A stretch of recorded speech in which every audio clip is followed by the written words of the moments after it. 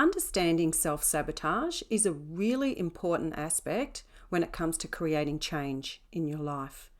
And given you're here and you're exploring coaching and working with creating change, I already know this is something that's really important to you. So today I want to share some fabulous content. This is from Matt Lavar's and the Coaching Institute, and I covered this while I was completing my first life coaching qualification. So when it comes to self-sabotage, it always comes from a place of fear. Self-sabotage comes from a fear of failure, a fear of success, a fear that I'm not good enough, I don't belong here, I don't feel worthy. We can have multiple fears. Even that fear of success, it's crazy, right? But we have this weird thing in Australia, this tall poppy syndrome. We have a whole culture around mediocrity and sameness where people don't like standing out. And what happens when you stand out is people can cut you down. It's a unique thing to Australia. In the US, for example, they say, congratulations, how did you do it? But that's something that we do have to deal with here in Australia. There's a fabulous quote from Marianne Williamson. Our deepest fear is not that we are inadequate, it's that we are powerful beyond measure. It's our light, not our darkness, that frightens us. We can ask ourselves, who am I to be gorgeous, fabulous? Who am I to be talented? So please understand that playing small, it does not serve you and it does not serve the world. There is nothing enlightened about shrinking so that other people won't feel insecure around you. We are all meant to shine as children do. When we let our light shine, what happens is we unconsciously give permission to others to do the same. And as we are liberated from our own fear, our presence automatically liberates others. Self-sabotage is universal. Everyone experiences it at some point in their own unique way. And it's why we need to learn to self-manage. Because if people don't know it's a normal thing, they'll believe that something is wrong with them. And this thinking is really detrimental because there's nothing wrong with us. It's the human condition, it's in us. Self-sabotage, it's part of our ego. It's part of the role of our ego is to keep us safe.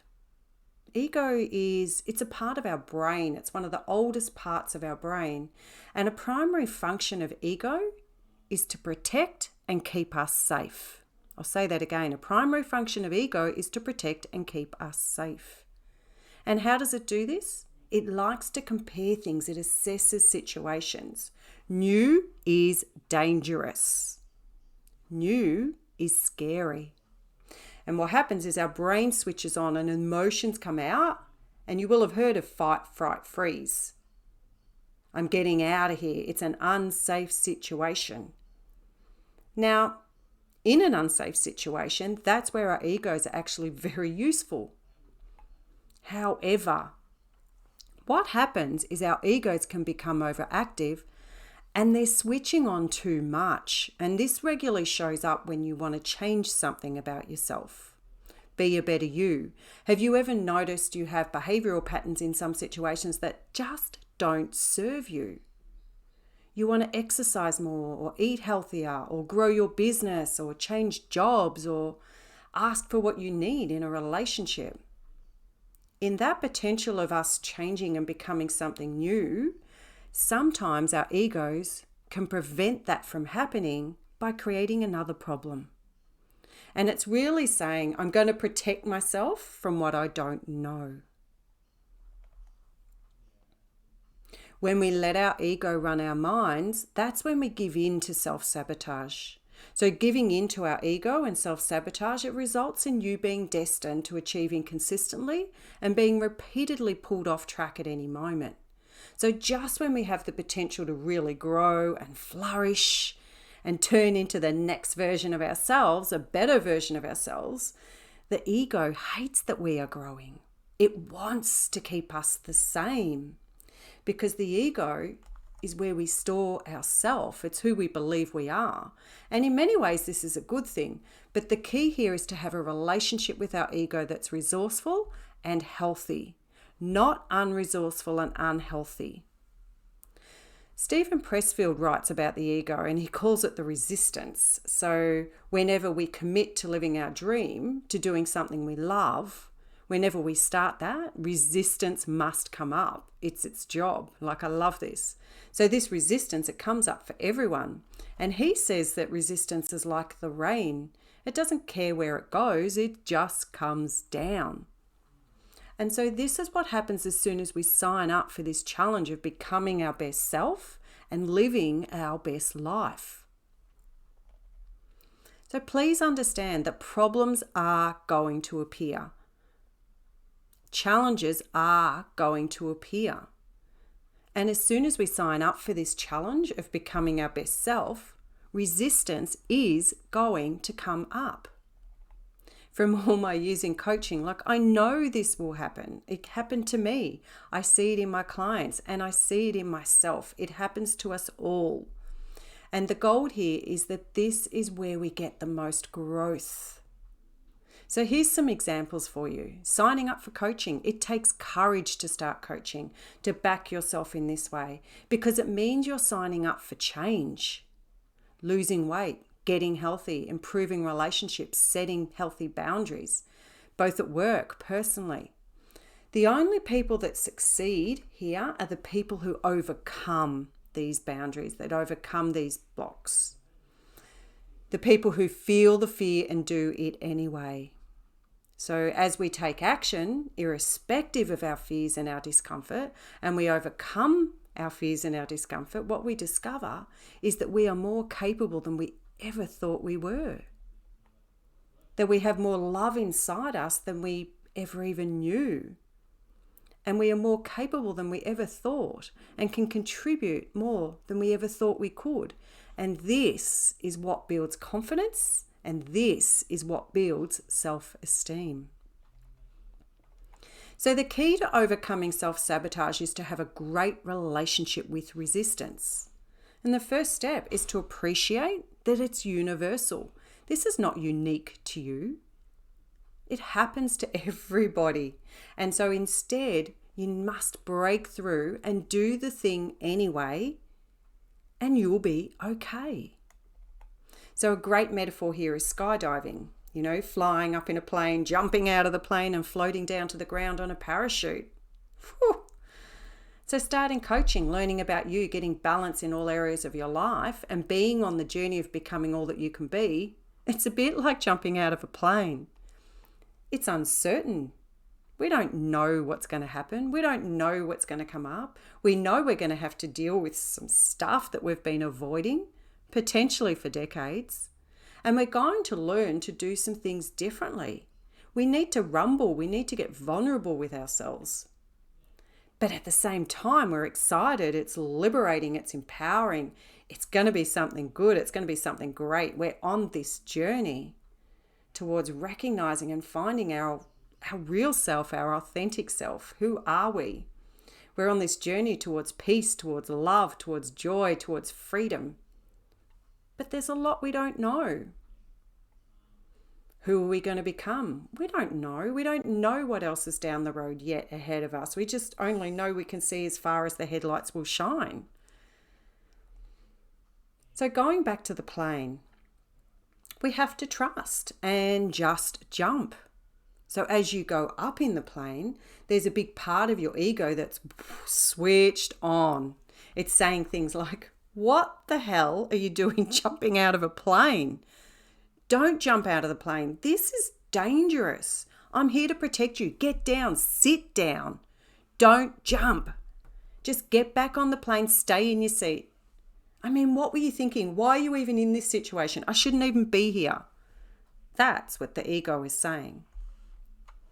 It's rising, or this is about rising above the noise, connecting with your awareness. Awareness is everything. Awareness is the golden key. Awareness is saying, that's okay. I know what I'm doing here. This will be phenomenal. I will grow from this experience and I will be better off because of it. So awareness is saying it's okay. I'm going to take care of this and I'm going to be okay and I'm doing it anyway. And so you jump out. Whew. And once you jump, it's the most phenomenal experience ever. Another great example of self-sabotage is procrastination. We've all procrastinated. Oh my goodness.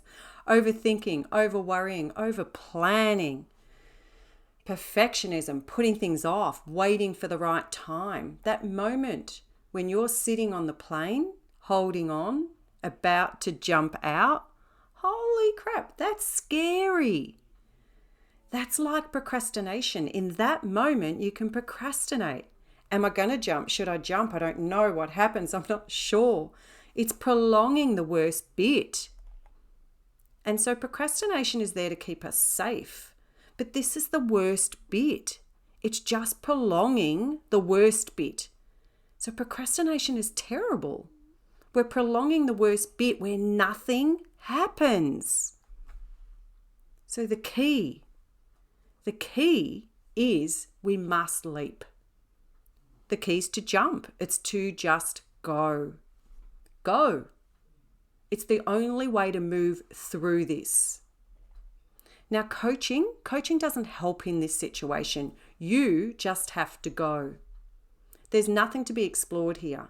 There's nothing to be coached about. It's just go. Just do it. You just have to leap and go. Let go and allow yourself to fly. And it will be one of the most amazing experiences you will ever have. Isn't that the way it is once we go? It's like, wow, I did it. When your ego says you can't do that, it just means you haven't done that. That's all it's saying. We've got to learn to reframe this, change the language around it. The ego is just saying, I haven't done that. I can't do that. You can't do that. It's just thinking you haven't done that. It's looking for evidence. So you look at new things and your ego says, I can't do that. Well, you know what? Bullshit. You just haven't done it yet. You can do it.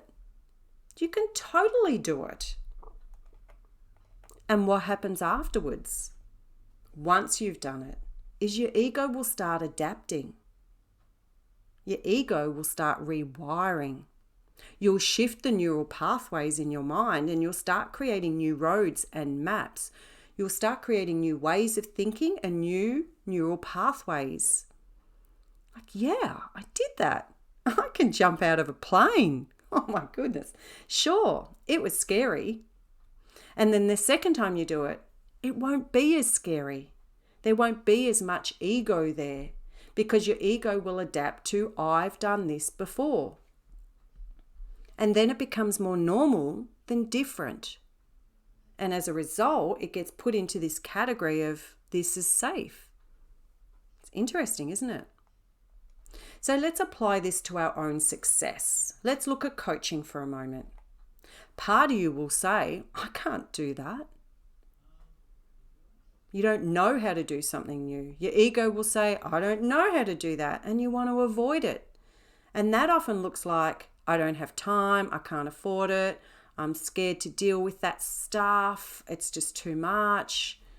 I don't know what I'm doing. And so how do you learn and overcome it?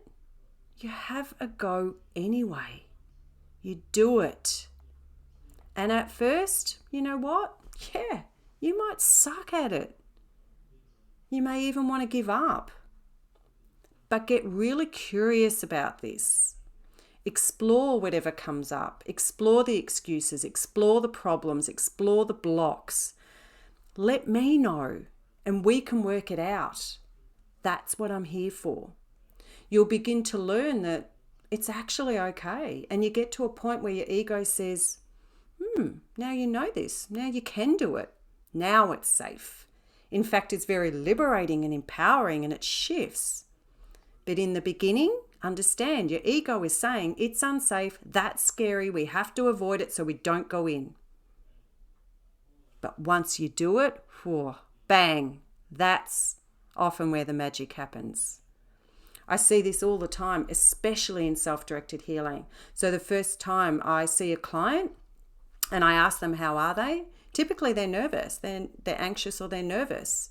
It's very common. I would say 9 out of 10 times that is the response I get from a new client.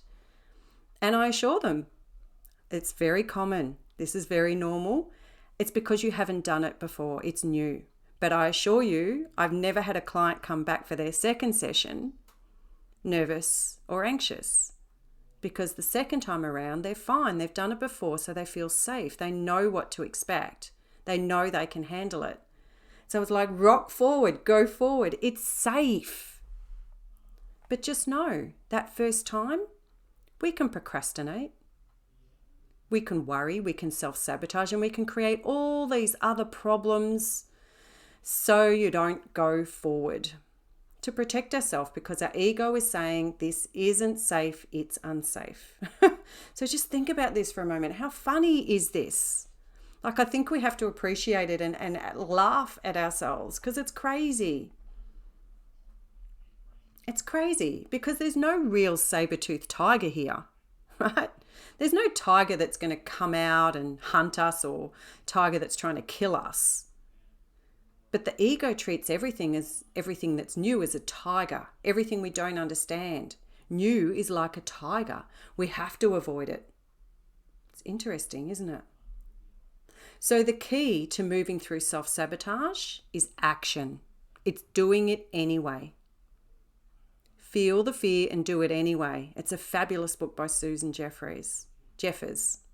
So with the awareness that this is okay, I can handle it. Because when the moment comes up that says we should avoid this, just recognize it. It happens constantly. Bring awareness to it. This fear is okay. So bring consciousness to it. Know who you'll become as you'll run through this. That's why I work with my clients around vision, around goal setting, around their purpose. What is it you're striving for? Who are you becoming? What is it you want to be? What potential are we tapping into? What do you want to bring into your life? How do you want to feel? I'm going to become someone who I'm proud of and move towards my best self. I'm running through this race. I'm going to run through and finish this race.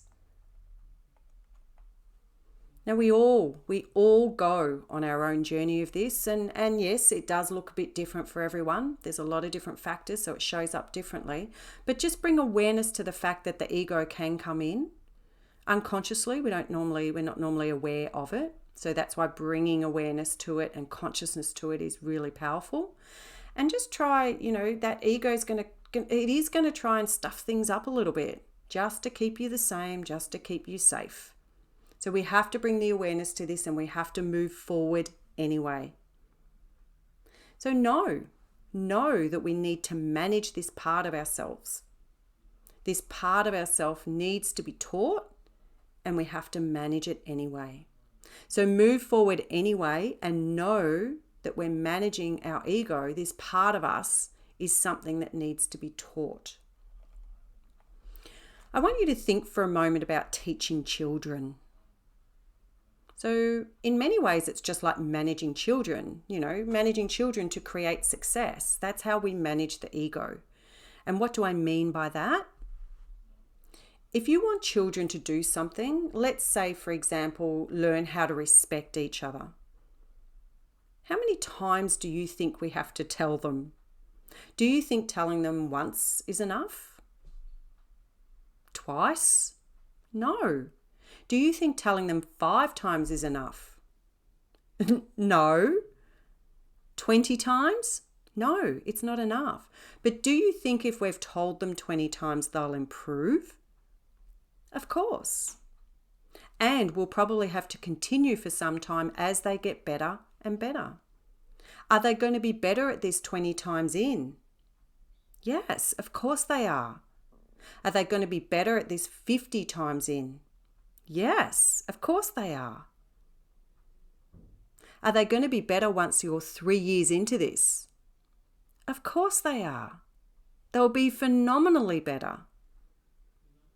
And will they be there yet? 3 years into managing them?